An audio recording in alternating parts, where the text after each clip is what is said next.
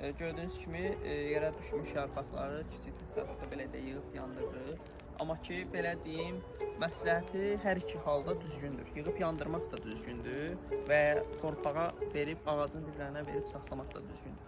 Lakin bunu bildirim ki, əgər bağ olsun, kiçik təsərrüfat, böyük təsərrüfat sizindirsə və yarpaqlar əvvəlcədən dərmanlanıbsa, onu yerə düşdükdə ağacın diblərinə üzüm maddə kimi verə bilərsiniz. Yox, bağı yeni almışsınızsa, bağın əvvəlki vəziyyətindən tam əmin deyilsinizsə, məsləhəti ağacdan, bağdan, təsərrüfatdan ara məsafə saxlayaraq onları yığıb yandırmaqdır.